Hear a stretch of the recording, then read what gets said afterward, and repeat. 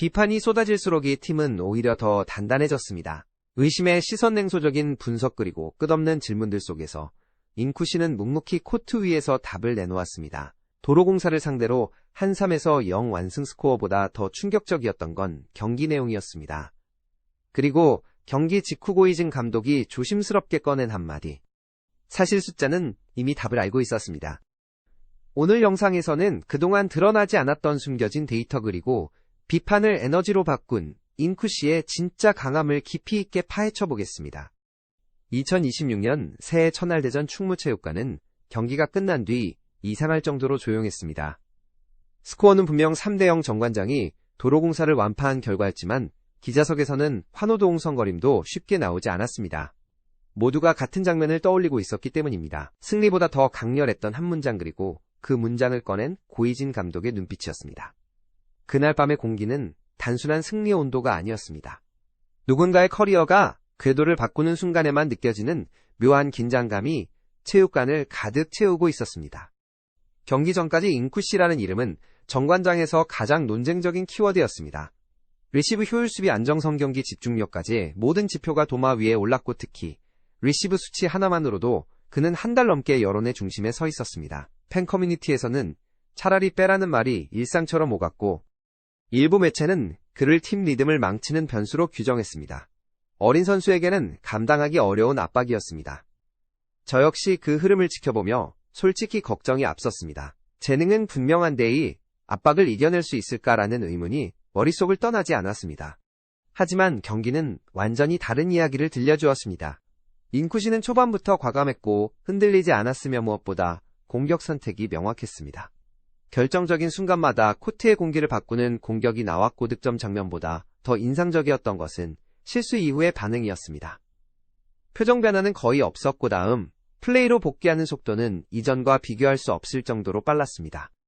공격 성공률 득점 기여도 블록을 흔드는 타점 변화까지 모든 것이 이전 경기와는 다른 선수의 데이터였습니다. 이쯤 되면 단순한 컨디션 좋은 하루라고 말하기 어렵습니다. 경기 후 기자회견에서 고이진 감독은 돌려 말하지 않았습니다. 비판이든 욕이든 다 받겠다고 했고 그 에너지를 가장 강하게 흡수하는 선수가 바로 인쿠시라고 말했습니다. 그 순간 기자석은 얼어붙었습니다. 보호 발언도 감싸기 멘트도 아니었습니다.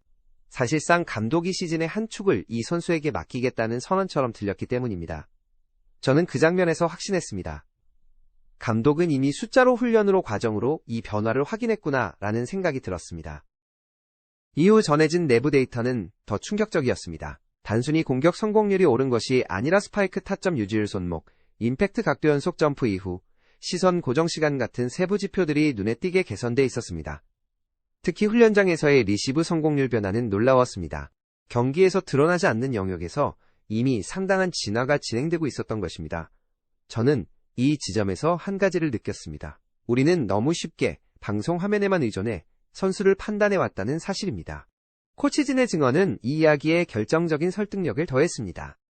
다른 선수들이 공격 훈련에 집중할 때 인쿠시는 홀로 리시브볼을 반복해서 받았고 경기 전날까지도 영상 분석과 시뮬레이션을 멈추지 않았다고 합니다. 그 루틴은 팀 내에서도 가장 강도가 높았고 웬만한 베테랑도 버티기 힘든 수준이었습니다. 욕을 먹을수록 더 몰입하는 선수 압박을 회피하지 않는 선수. 이것은 기술보다 더 무서운 자질입니다. 이날 경기에서 가장 상징적인 변화는 세터의 선택이었습니다. 공 배분은 명확했고 중요한 순간마다 인쿠시 쪽으로 향했습니다. 세터가 믿기 시작했다는 의미입니다. 배구에서 이것은 단순한 전술 변화가 아니라 선수의 위상이 바뀌는 신호입니다. 팀 공격의 리듬이 한 선수의 흐름을 기준으로 재편되기 시작했다는 뜻이기 때문입니다. 도로공사 선수들의 반응도 인상적이었습니다. 준비했던 블로킹 타이밍이 계속 어긋났고 타점과 스윙 궤도가 매 공격마다 달라 예측이 어려웠다는 평가가 나왔습니다. 특히 리베로의 한마디는 많은 것을 설명했습니다. 가장 무서웠던 건 표정이었다. 흔들리지 않는 공격수는 수비 조직을 무너뜨립니다. 이건 기술의 문제가 아니라 심리의 문제입니다. 경기 후 온라인은 빠르게 달아올랐습니다. 이제 시작이다 완전히.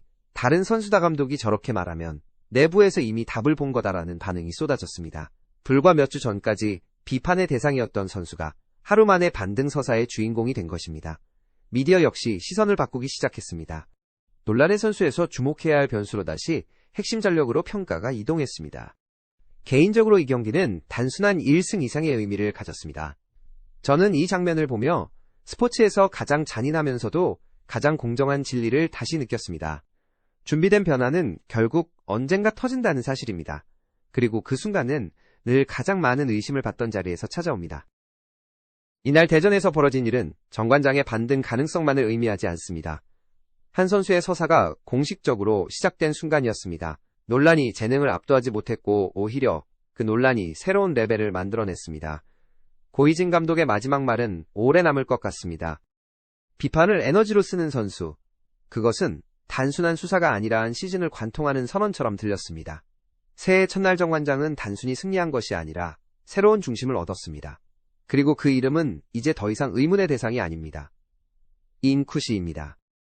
한편 인쿠시는 만 20세의 젊은 나이에 180cm의 좋은 신장 뛰어난 공격력을 겸비한 선수였습니다. 하지만 정관장에게 필요한 선수는 미래를 기대하게 만드는 유망주가 아니라 당장 팀 분위기를 바꿔줄 수 있는 즉시 전력감입니다. 인쿠시는 정관장 합류 후 3경기에 출전해 32.14%의 성공률로 22득점을 기록하고 있는데 경기를 치를수록 출전 시간이 점점 줄어들고 있다. 인쿠시의 약점으로 꼽히는 리시브 불안 때문입니다. 인쿠시는 지난 19일 GS 칼텍스와의 홈경기에서 서브 득점 1개와 블로킹 2개를 포함해 11득점을 올렸지만 리시브 효율은 6.06%에 불과했습니다.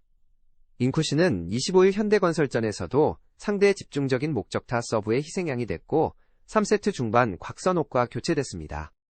인쿠시는 28일 기업은행과의 경기에서도 8득점을 기록했지만 2세트 중반까지 21개의 리시브를 집중적으로 받아내다가 결국 벤치로 물러나고 말았습니다.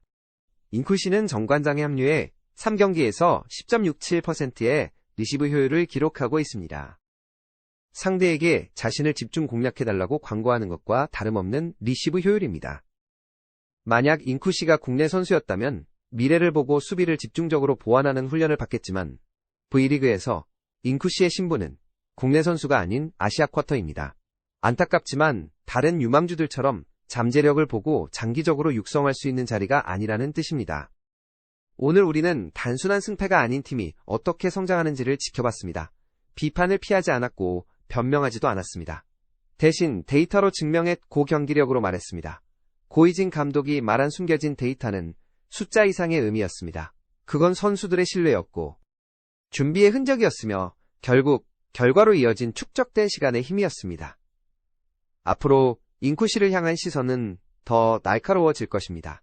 하지만 분명한 건 하나입니다. 비판이 많을수록 이 팀은 더 강해진다는 사실입니다. 스포츠 월드 TV였습니다. 다음 영상에서 다시 뵙겠습니다.